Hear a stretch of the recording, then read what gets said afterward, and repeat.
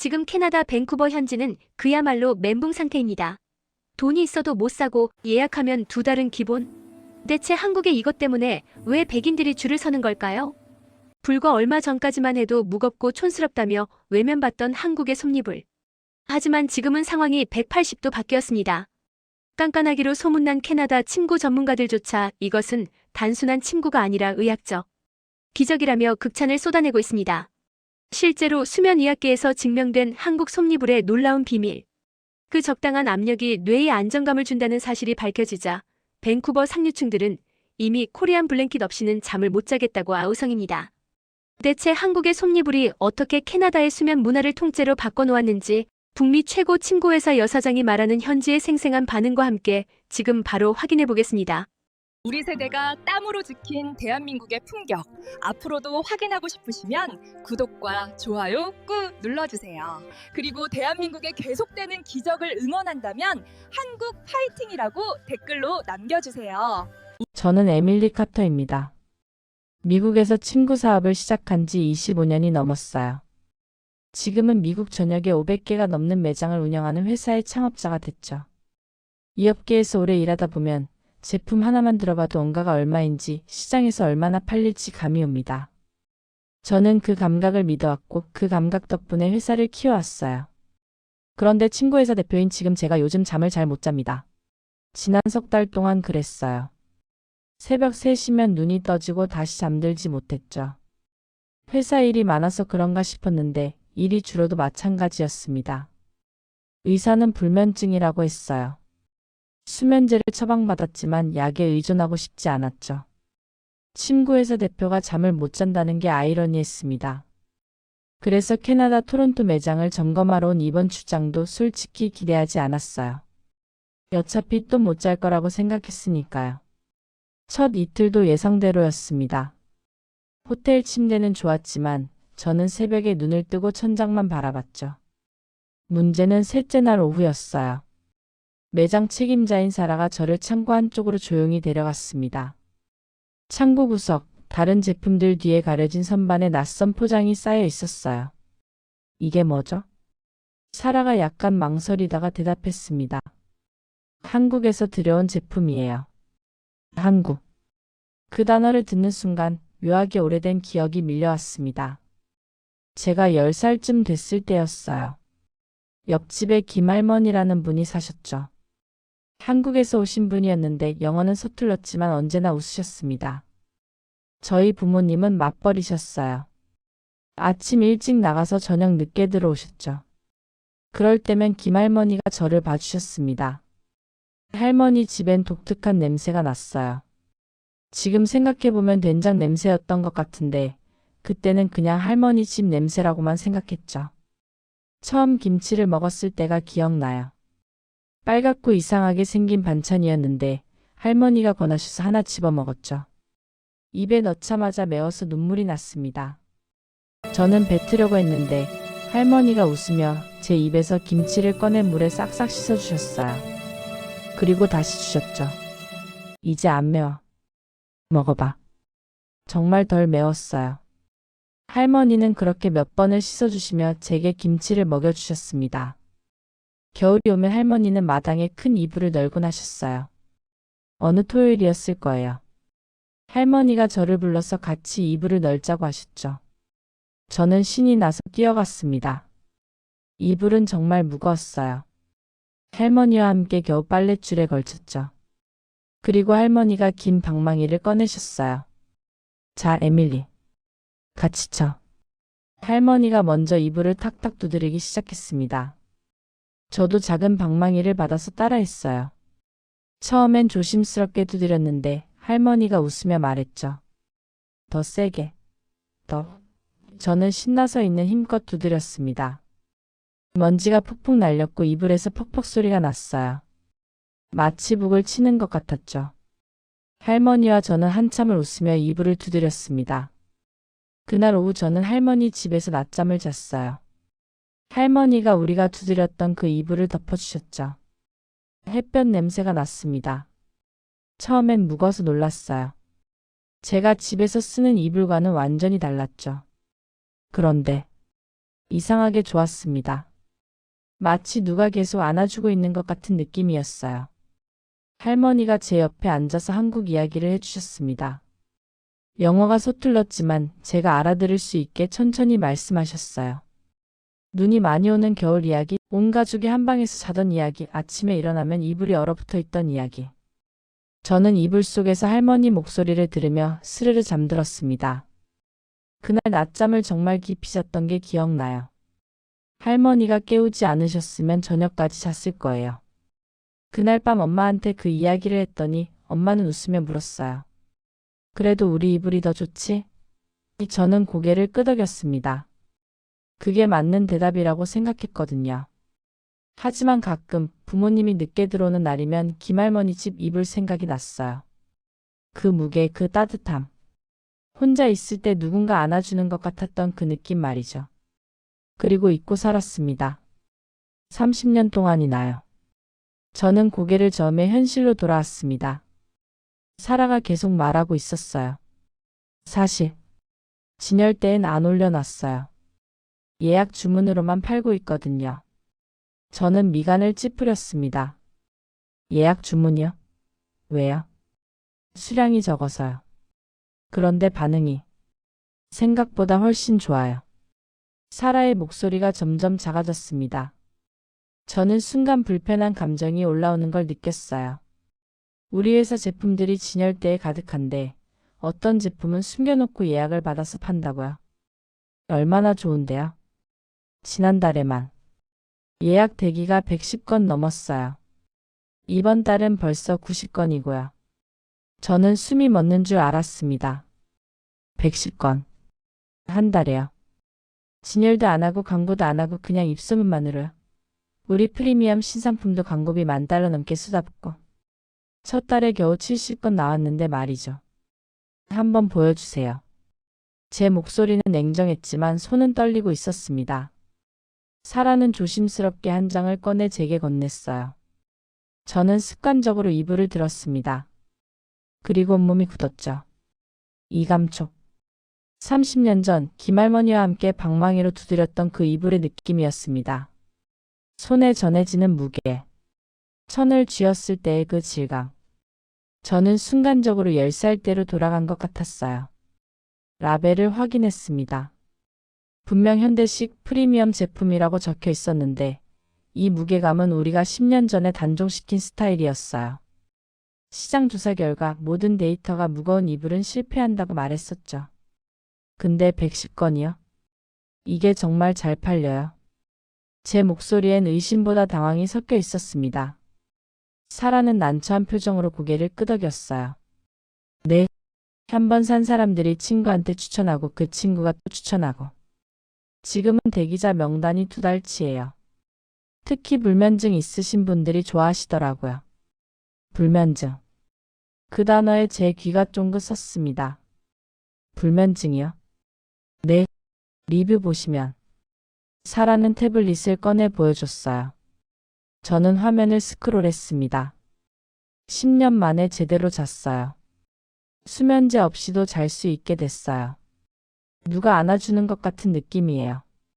처음엔 무거웠는데 지금은 이게 없으면 못 자요. 제 손가락이 멈췄습니다. 10년 만에 제대로 잤다고요? 저는 속으로 비웃으려 했습니다. 무거운 이불로 불면증이 나아진다고? 그럼 제가 지난 석 달 동안 뭘 한 거죠? 하지만 문득 얼마 전에 읽었던 논문이 떠올랐어요. 수면의학 저널에 실린 연구였습니다. 스웨덴 카롤린스카 연구소에서 120명의 불면증 환자를 대상으로 한 연구였죠. 무거운 이불을 사용한 그룹이 가벼운 이불.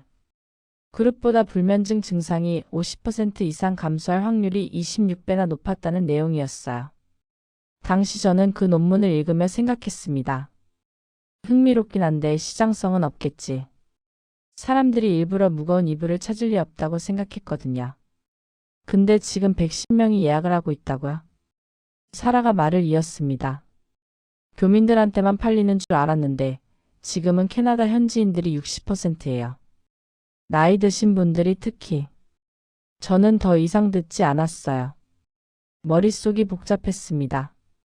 그 연구는 또 뭐라고 했죠? 무거운 이불이 멜라토닌 분비를 증가시키고 터치가 기본적 욕구라서 진정 효과를 준다고. 홀딩 인바이러먼트 이론이라고 했던 것 같은데. 저는 이불을 다시 들어봤습니다. 혹시 제가 한번 써봐도 될까요? 사라가 난처한 표정을 지었습니다. 사실 예약 대기가 있어서 고객분들한테 먼저 가야 하거든요. 당연한 말이었어요. 저도 그렇게 생각했죠. 그런데 사라가 잠시 생각하더니 말했습니다. 아, 그런데 마침 샘플이 하나 남아 있어요.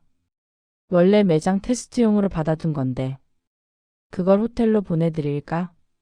샘플. 저는 고개를 끄덕였습니다. 그럼 부탁할게요. 전문가로서 확인해야 했어요. 이 제품이 왜 통하는지, 정말 불면증에 효과가 있는지 말이죠. 그리고 솔직히 궁금했습니다. 제 불면증에도 효과가 있을까? 그날 저녁 호텔방에 이불이 배달됐습니다. 저는 침대 위에 펼쳐놓고 한참을 바라봤어요. 110건. 2달치 대기. 불면증 개선. 제 머리는 이건 틀렸어라고 말하고 있었는데 데이터는 제일 잘 팔리고 있어라고 말하고 있었습니다. 그리고 제 가슴은 30년 전 김할머니와 이불을 두드리던 그 토요일 오후를 떠올리고 있었어요. 그날 오후 깊이 잤던 그 낮잠을요. 저는 천천히 이불을 들어 올렸습니다. 무거웠어요. 분명히 무거웠습니다. 그런데 방망이로 두드렸을 때 그 감촉이 떠올랐어요. 퍽퍽 소리. 할머니 웃음소리. 햇볕 냄새. 저는 이불을 덮고 누웠습니다. 몸 위로 확실한 압력이 느껴졌어요. 하지만 동시에 익숙하기도 했어요.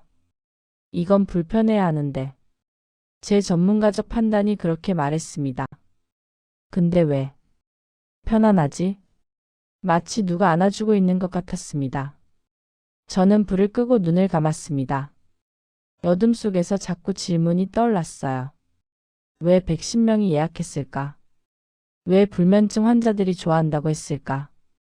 그 연구 결과가 진짜였던 걸까? 왜 나는? 지금 김할머니가 생각나지? 그리고 가장 이상한 질문. 나 지금 졸린 건가? 석 달 만에 처음으로 잠이 올 것 같았습니다. 25년 경력이 틀릴 리 없었습니다. 하지만 제 몸은 이미 알고 있는 것 같았어요. 그게 제 첫 번째 실수였습니다. 저는 알람 소리에 눈을 떴습니다. 아침 7시. 멍하니 천장을 바라봤어요. 뭔가 이상했습니다. 어깨가 뻐근하지 않았어요. 머리가 무겁지도 않았죠. 새벽에 한 번도 깨지 않았습니다. 내가 밤새 잔 거야? 지난 석 달 동안 한 번도 없었던 일이었어요. 저는 몸 위에 덮여있던 이불을 내려다봤습니다. 한국 이불. 무거웠던 그 이불. 설마 이것 때문에? 말도 안 됩니다. 우연이에요. 피곤해서 잘 잔 거겠죠. 25년 동안 침구를 다뤄온 전문가로서 단 하룻밤으로 결론을 내릴 순 없었습니다. 플라시보 효과일 겁니다. 오전 10시 매장으로 향했어요. 사라가 물었습니다. 어젯밤 어떠셨어요? 괜찮았어요. 짧게 대답했죠. 인정하고 싶지 않았거든요. 그 이불 정확히 어떤 원리예요? 사라가 설명했습니다. 한국 사람들은 바닥에서 잤다고요. 온돌이라는 바닥을 데우는 난방이었대요. 바닥은 뜨거운데 위에서 내려오는 공기는 차가웠대요. 그래서 이불이 무거워야 했던 거죠. 위를 막아주는 역할이었다고요. 온돌. 김할머니 집이 떠올랐습니다. 저는 고개를 끄덕였어요. 환경이 달랐으니 해결책도 달랐던 거죠. 미국은 침대 위에 이불을 덮었습니다. 가볍고 부드러운 게 최고였죠. 하지만 한국은 바닥이었어요. 이불은 열을 가두는 뚜껑이었던 겁니다. 그런데 지금은 침대를 쓰잖아요, 한국도. 그래서 더 신기한 거래요. 침대로 바뀌었는데도 사람들이 여전히 무거운 걸 찾는다고 하더라고요. 혹시 그 연구 아세요? 무거운 이불이 수면에 좋다는 거요. 저는 멈췄습니다. 스웨덴 연구요? 네, 불면증 환자들한테 효과가 엄청났다고 하더라고요. 사실 저도 그거 보고 이 제품 들여온 거거든요. 제가 읽었던 바로 그 연구였어요. 무거운 이불 그룹이 가벼운 이불.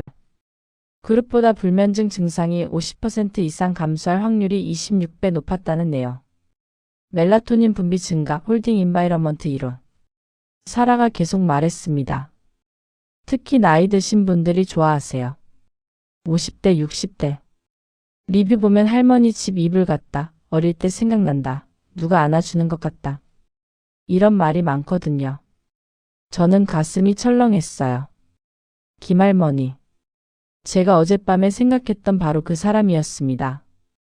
아마 그분들 어릴 때는 다들 비슷한 이불을 썼었나 봐요. 그때는 가난했으니까 가벼운 이불을 살 여유가 없었겠죠. 가난. 저는 항상 발전의 방향을 더 가볍게, 더 편하게라고 생각해 왔어요. 무거운 이불은 과거의 유물이고 사람들이 어쩔 수 없이 썼던 거라고요. 그런데 지금 100명이 넘는 사람들이 돈을 내고 일부러 무거운 이불을 예약하고 있었습니다. 제 회사 신상품보다 더 잘 팔리면서요. 왜 사람들은 불편한 쪽으로 돌아가는 걸까요? 아니면 제가 틀렸던 걸까요? 아니에요. 말도 안 됩니다. 제가 25년 동안 뭘 한 건데요. 시장 조사를, 소비자 데이터를, 제품 개발을 얼마나 해왔는데요. 저는 어젯밤을 떠올렸습니다. 이불을 덮었을 때 느껴졌던 그 압력. 처음엔 낯설었지만 시간이 지나니 안심이 됐던 그 느낌. 마치 누가 옆에 있는 것 같았어요. 혼자가 아닌 것 같았습니다. 설마. 저는 고개를 저었어요. 이건 감정의 문제가 아닙니다. 저는 사업가예요. 데이터로 판단해야 하죠.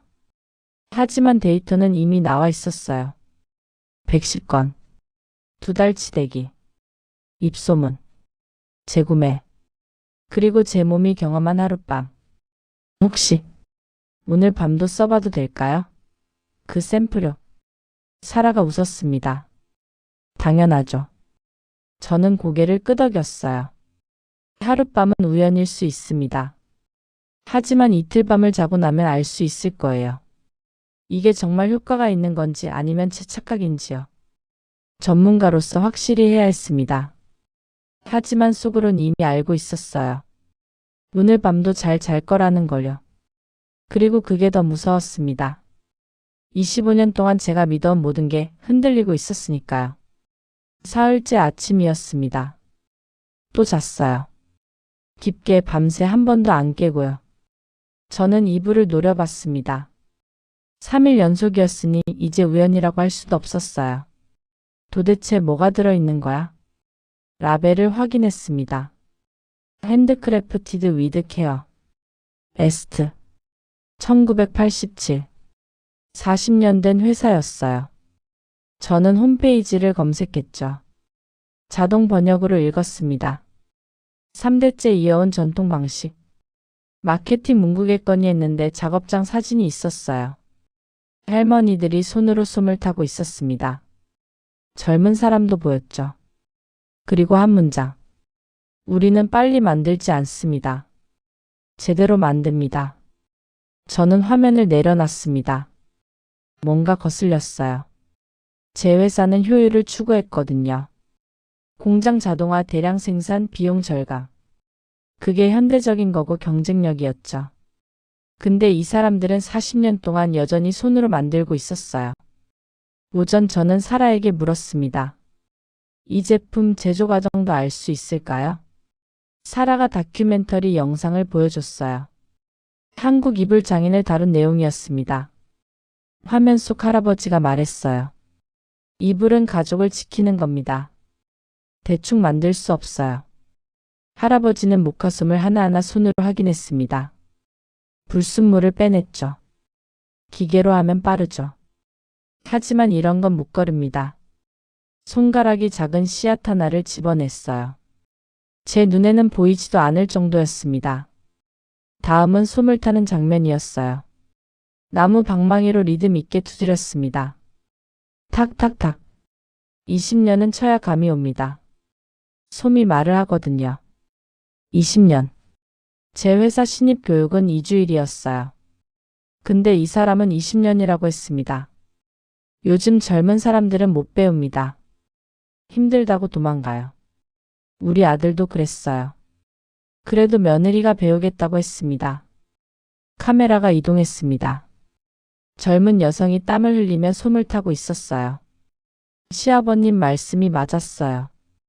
솜이 정말 말을 해요. 처음엔 안 들렸는데 이제는 들려요. 저는 숨을 참았습니다. 왜 저러고 있는 걸까요? 서울에서 왔다면 다른 선택지가 있었을 텐데. 왜 굳이 물집 잡히면서까지요? 마지막 장면. 완성된 이불을 검수하는 모습이었습니다. 할아버지가 눈을 감고 손끝으로만 확인했어요. 여기 솜이 조금 덜 들어갔네. 며느리가 놀랐습니다. 전 못 느꼈는데. 5년 더 하면 느껴질 겁니다. 제 회사는 품질 검수를 기계로 했어요. 30초면 끝났죠. 근데 이 사람은 손으로 눈 감고 구석구석 만지고 있었습니다. 영상이 끝났습니다.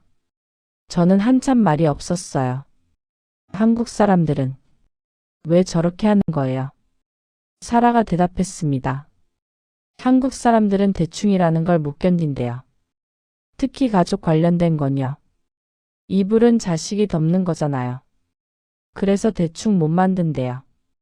저는 가슴이 뜨끔했습니다. 제 회사 이불은 품질 기준을 통과했어요. 하지만 내 가족한테 줄 수 있나? 대답이 바로 나오지 않았습니다. 그리고 한국 사람들은 끈질기대요. 불편하면 참는 게 아니라 고치는 거래요. 무거운 이불이 불편했으면 버렸어야 하는데 안 버리고 수십 년 동안 계속 개선했대요. 덜 무겁게 하지만 따뜻하게. 수십 년. 그제야 이해가 됐어요. 이 이불은 하루아침에 나온 게 아니었습니다. 수십 년 어쩌면 수백 년 동안 한국 사람들이 겨울을 나면서 조금씩 개선해온 결과였던 거죠. 포기하지 않고요.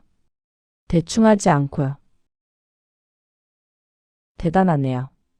제 입에서 나온 말이었습니다. 인정하기 싫었어요. 제가 25년 동안 믿어온 방식이 효율과 속도가 틀렸을 수도 있다는 걸요. 하지만 제 몸은 이미 알고 있었습니다. 사흘밤을 깊이 잤다는 게 그 증거였으니까요.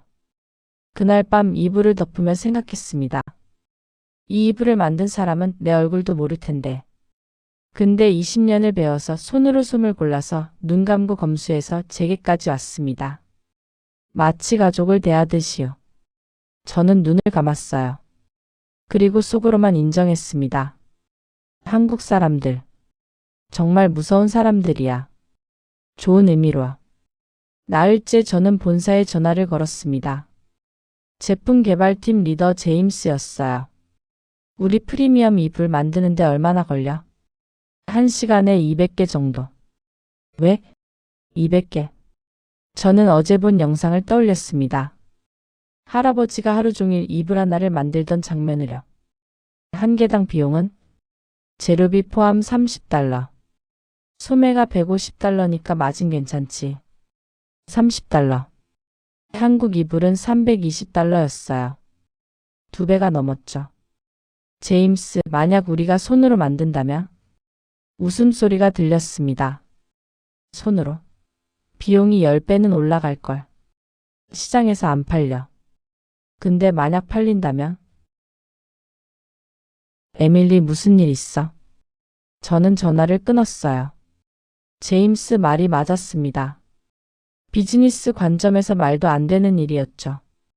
그런데 왜 한국 제품은 2배 가격에 예약 대기까지 있으면서 팔리고 있을까요? 오후 매장에서 구매자 데이터를 확인했습니다. 65%가 50대 이상. 모두 중산층 이상이었어요. 이 사람들. 돈이 없어서 싼 걸 못 사는 게 아니네요. 사라가 리뷰를 보여줬습니다. 값비싼 이불을 여러 개 써봤지만 이만한 게 없었습니다. 가격이 비싼 이유를 알겠어요. 정성이 느껴집니다. 정성. 우리 회사는 가성비를 강조했습니다. 같은 품질을 더 싼 가격에. 근데 이 사람들은 정성을 샀다고 했어요. 더 비싼 값을 내고요. 사라, 솔직히 이 제품이 우리 프리미엄 라인이랑 비교하면 어때요? 스펙상으론 우리 제품이 나아요. 더 가볍고 세탁 쉽고 관리 편하죠. 근데 뭔가 달라요. 우리 제품은 좋은 이불이에요. 한국 제품은 특별한 이불 같아요. 뭐가 특별한데요? 덮으면 알게 돼요. 그냥 따뜻한 게 아니라 위로받는 느낌? 누가 신경 써서 만들었다는 게 느껴져요. 저는 말문이 막혔습니다. 제 회사 제품에 대해선 그런 말을 들어본 적이 없었거든요. 그날 저녁 노트북을 열었습니다.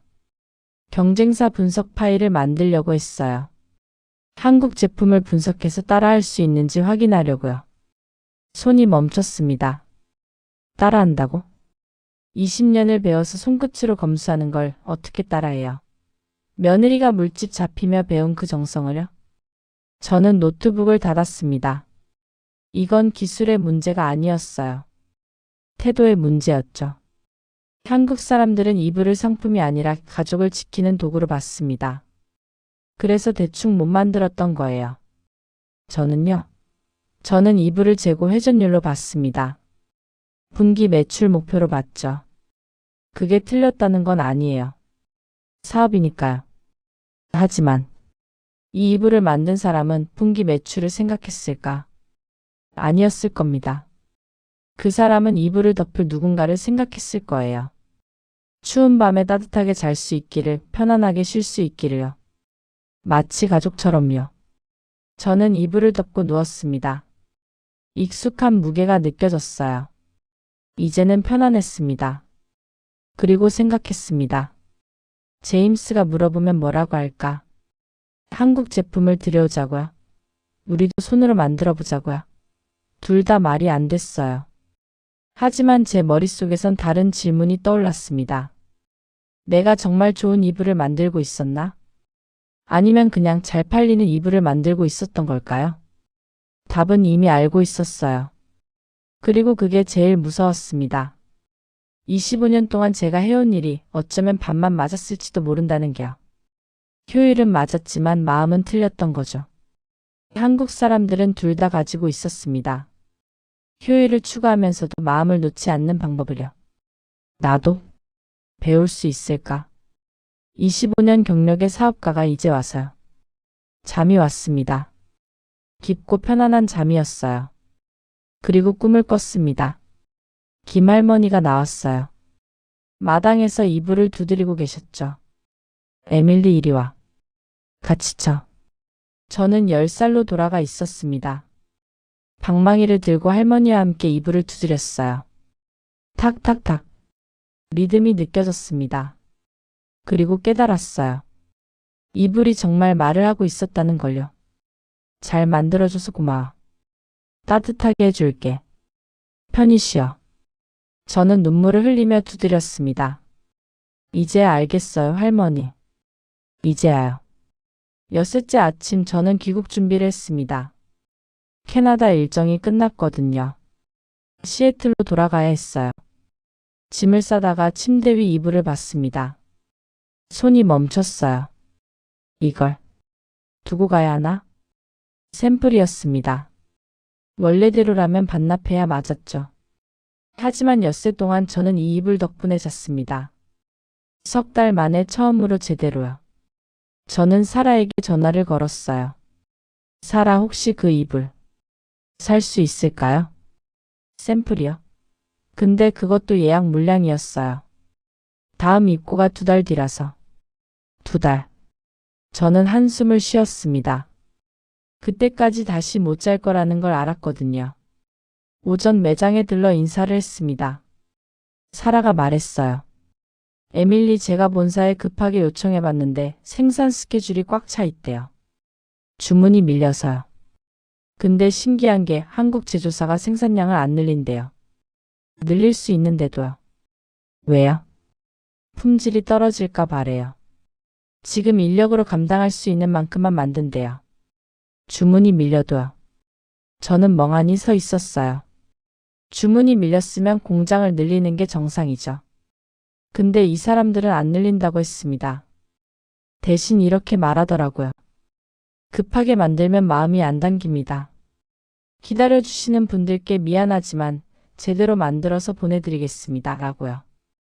기다려주시는 분들께 미안하지만 미안하다고 했습니다. 빨리 못 만들어서요. 하지만 타협은 안 했어요. 정말 대단한 사람들이야. 그래서요. 제가 사장님한테 사정 얘기했거든요. 에밀리가 얼마나 이 이불 덕분에 잘 주무셨는지요. 그랬더니 그 샘플을 드리라고요. 대신 나중에 한국 오시면 공장 구경 오시라고요. 저는 가슴이 뭉클해졌습니다. 한 번도 만난 적 없는 사람이 제 얘기를 듣고 예약 대기가 있는데도 샘플을 주겠다고 했어요. 돈도 안 받고요. 사장님이 그러시더라고요. 이불은 잘 짜야 하는 사람한테 가야 한다고요. 그게 이불의 역할이라고요. 저는 눈시울이 뜨거워졌습니다. 이불의 역할. 제게 이불은 상품이었어요. 재고였고 매출이었죠. 근데 이 사람한테는 역할이었습니다. 잘 자야 하는 사람을 돕는 것. 고맙다고 전해주세요. 그리고 꼭 갈게요. 한국에요. 공항 가는 택시에서 이불을 안고 있었습니다. 캐리어에 넣으려다가 구겨지면 안 될 것 같아서요. 기사님이 물었습니다. 한국 이불이네요. 저도 하나 있어요. 우리 엄마가 한국 분이거든요. 그래요? 그 이불 덮으면요, 엄마 생각나요. 엄마가 옆에 있는 것 같아요. 저는 고개를 끄덕였습니다. 그랬어요. 김할머니가 옆에 있는 것 같았어요. 비행기 안에서 저는 노트북을 열었습니다. 본사 보고서를 써야 했어요. 커서가 깜박였습니다. 저는 한자도 쓰지 못했어요. 뭐라고 써야 할까요? 한국 제품이 2배 비싼데 더 잘 팔립니다. 손으로 만들어서 느린데 예약이 밀렸습니다. 품질 지키려고 생산량을 안 늘린답니다. 이 사진이 보면 웃을 겁니다. 하지만 저는 알고 있었어요. 이게 진짜라는 걸요. 그리고 어쩌면 이게 미래라는 걸요. 사람들은 점점 더 특별한 것을 찾을 겁니다. 단순히 좋은 것이 아니라요. 정성이 느껴지는 것, 마음이 담긴 것을요. 한국 사람들은 그걸 알고 있었어요. 그래서 포기하지 않았던 겁니다. 무거운 이불을 버리지 않고 수십 년 동안 개선했던 거죠. 불편하면 버리는 게 아니라 개선한다. 그게 한국 사람들의 방식이었습니다. 저는 노트북을 닫았어요. 보고서는 나중에 쓰기로 했습니다. 지금은 그냥 생각하고 싶었어요. 제가 배운 것들을, 제가 바꿔야 할 것들을요. 이불을 꼭 안았습니다. 무거웠지만 따뜻했어요. 마치 누가 말해주는 것 같았습니다. 괜찮아. 천천히 가. 제대로 가면 돼. 저는 눈을 감았습니다. 그리고 처음으로 생각했어요. 나도 제대로 만들고 싶다. 잘 팔리는 이불이 아니라요. 특별한 이불을요. 시애틀로 돌아온 첫날 밤 저는 한국 이불을 펼쳤습니다. 집 침대에 올려놓으니 어색했어요. 현대적인 침실에 이 전통 이불은 이질적이었죠. 하지만 덮고 누우니 익숙했습니다. 그날 밤도 잘 잤어요. 다음날 본사 회의실에서 이사진이 저를 기다리고 있었습니다. 에밀리, 캐나다는 어땠어요? 특이사항 있었나요? 있었습니다. 한국 제품이 눈에 띄더라고요. 제임스가 관심 있는 표정을 지었어요. 가격이 우리 프리미엄 라인의 2배인데 예약 대기가 2달치입니다. 진열도 안 하고 입소문만으로요. 회의실이 조용해졌습니다. 2배요? 그런데 팔린다고요? 네. 손으로 만들어서 생산량이 적은데 오히려 그게 프리미엄으로 인식되더라고요. 60%가 현지인 구매자고요. 제임스가 물었습니다. 그럼 우리도 그 방식을 연구해 볼 만하겠네요. 수작업 라인을 소량 만들어서.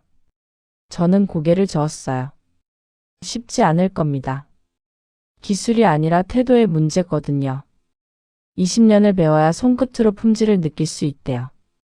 주문이 밀려도 생산량을 안 늘립니다.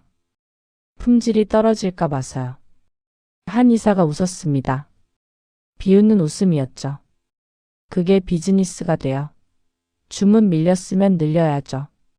기회 손실인데. 하지만 그래서 더 잘 팔리는 것 같습니다. 에밀리, 우리는 감성 팔러 다니는 회사가 아닙니다.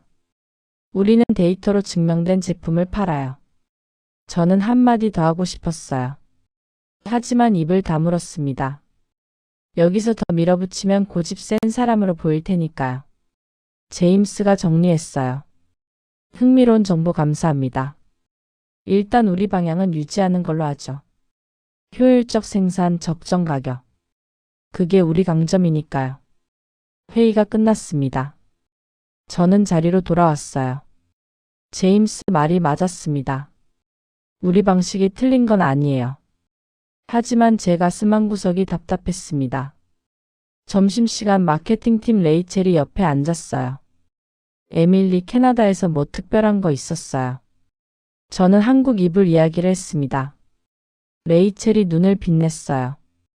야, 그거 완전 마케팅 포인트 아니에요. 스토리가 있잖아요. 장인 정신, 전통, 희소성. 요즘 소비자들이 원하는 거예요. 특히 밀레니얼이나 Z세대는 가격보다 가치를 보거든요. 제가 리서치한 거 보면 프리미엄 시장에서 스토리 있는 제품이 30% 더 비싸도 팔려요. 30%. 한국 제품은 100% 더 비싼데 팔리고 있었죠. 그날 저녁 집에 돌아와 한국 이불을 덮었습니다. 무거운 감촉이 익숙해졌어요. 그리고 생각했습니다. 한국 사람들은 어떻게 했을까? 주변이 다 비웃었을 겁니다. 무거운 이불 만들지 말라고요. 근데 안 들었어요. 포기하지 않았습니다.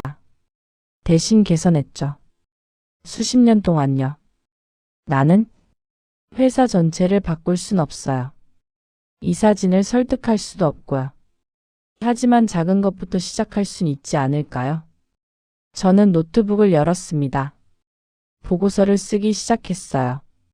이번엔 제대로요. 캐나다 시장 분석 마이너스 프리미엄 침구 시장의 새로운 트렌드.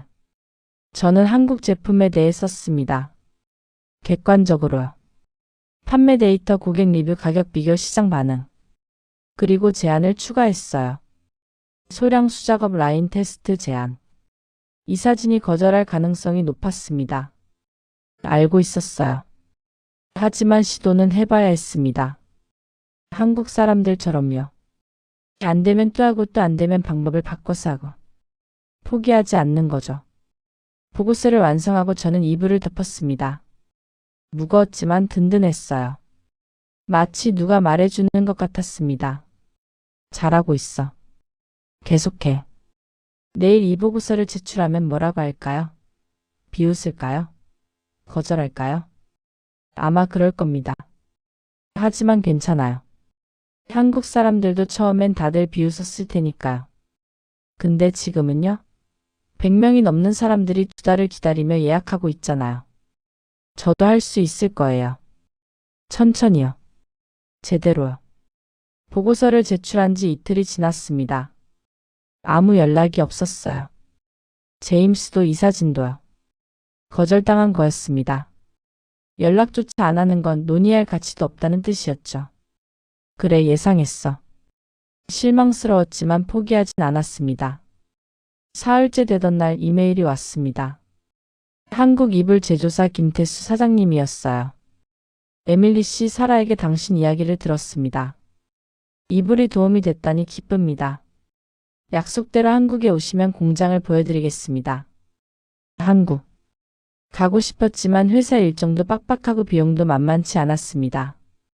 그날 오후 제임스가 왔습니다. 에밀리, 보고서 읽었어. 솔직히 처음엔 말도 안 된다고 생각했어. 근데 데이터는 부정할 수 없더라고. 2배 가격에 2달 대기. 제 심장이 뛰기 시작했습니다. 그래서 이사진한테 다시 얘기해봤어. 테스트해보자고. 소규모로. 진짜? 근데 조건이 있어. 내가 직접 한국 가서 공장 보고 와. 어떻게 만드는지 파악해서 보고서 써. 일주일 출장, 회사 경비로. 언제? 다음 주. 좋아. 갈게. 일주일 후 저는 인천공항에 도착했습니다. 김태수 씨가 공항에서 기다리고 있었어요. 60대쯤 되어 보이는 눈빛이 맑은 분이었습니다. 에밀리 씨 어서 오세요. 차를 타고 2시간 공장에 도착했어요. 생각보다 작았습니다. 한옥 스타일의 낮은 건물이었죠. 마당에는 이불들이 햇볕에 널려 있었어요. 아직도 햇볕에 말리세요? 물론이죠. 기계 건조보다 좋거든요. 시간은 오래 걸리지만요. 안으로 들어가니 할머니, 할아버지들, 그리고 젊은 사람 몇 명이 일하고 계셨습니다. 영상에서 봤던 며느리가 웃으며 말했습니다. 직접 해보시겠어요? 이불 만드는 거요? 네. 안 해보면 모르거든요. 저는 앞치마를 두르고 며느리 옆에 앉았습니다. 일단 불순물을 골라내야 해요. 손으로요. 며느리가 솜을 집어 보여줬습니다. 작은 씨앗이 박혀 있었어요. 이런 거 보이세요? 잘 안 보이는데요. 그렇죠. 처음엔 다들 그래요. 이게 5년은 해야 보여요. 저는 조심스럽게 솜을 만졌습니다. 부드러웠지만 뭔가 느껴졌어요. 여기 뭔가 딱딱한 게 있어요. 맞아요. 잘하시네요. 1시간 동안 솜을 골랐습니다. 손이 아팠지만 신기하게 지루하지 않았어요. 온전히 집중하게 됐거든요. 옆에서 할아버지 한 분이 솜을 타고 계셨어요. 탁탁탁. 영상에서 봤던 그 리듬이었습니다. 40년째 하고 있습니다. 할아버지가 말했어요. 아직도 배울 게 많아요. 솜마다 다르거든요. 날씨마다 계절마다 달라요. 40년을 했는데 아직도 배울 게 많다니요. 저는 숙연해졌습니다. 점심시간 김태수 씨가 물었습니다. 에밀리 씨, 왜 우리 이불이 잘 팔린다고 생각하세요? 정성이요. 마음이 담겨서요. 반만 맞았습니다. 반만이요? 정성은 맞아요. 근데 그것만으론 안 팔려요. 정성에 더해서 실력이 있어야 해요. 마음만 가지고는 안 됩니다. 제대로 된 기술이 있어야죠. 저는 고개를 끄덕였습니다. 그래서 20년을 배우는 거군요. 맞아요. 마음과 실력.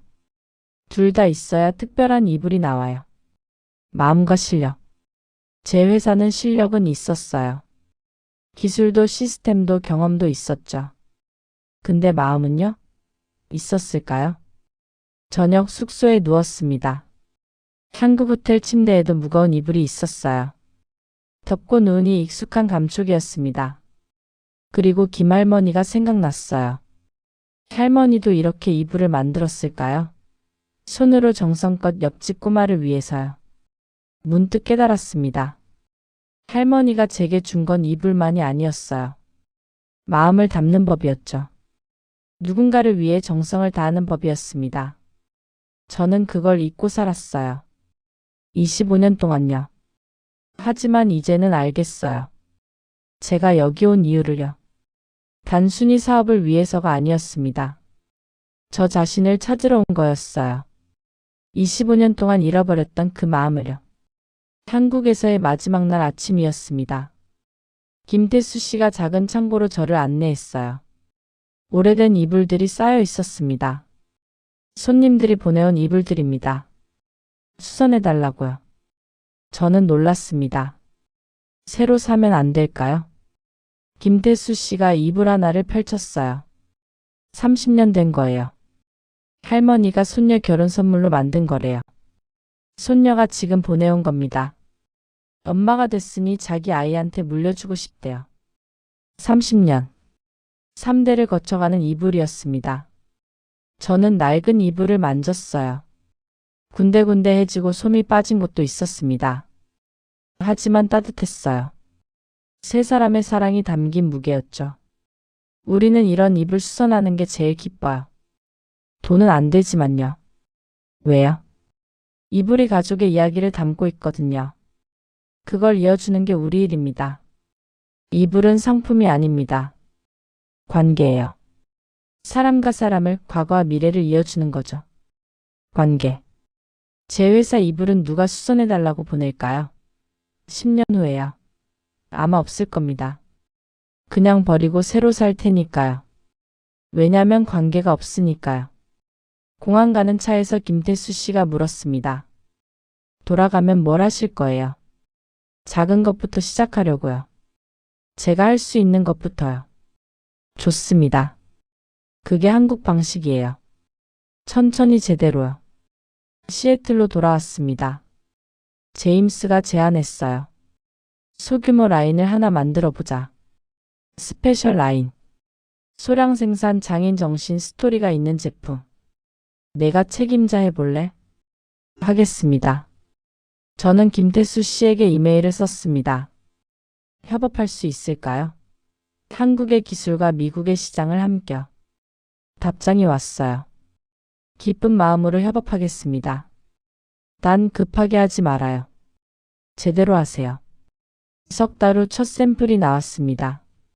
한국 기술의 미국식 디자인. 무게감은 유지하되 세탁과 관리는 편하게. 전통과 현대의 조화였죠. 가격은 프리미엄 라인의 2배, 생산량은 한 달에 50개로 제한했습니다. 제임스가 걱정했어요. 팔릴까? 팔릴 거예요. 한국에서 봤거든요. 좋은 건 천천히 팔리지만 확실하게 팔려요.